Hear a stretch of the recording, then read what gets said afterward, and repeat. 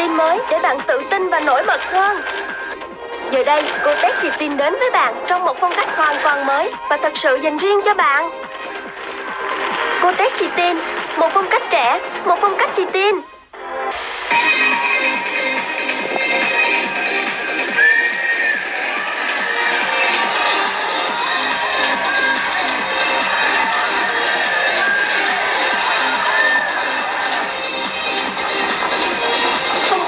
Mới để bạn tự tin và nổi bật hơn. Giờ đây, Cortex xì tin đến với bạn trong một phong cách hoàn toàn mới và thật sự dành riêng cho bạn. Cortex xì tin, một phong cách trẻ, một phong cách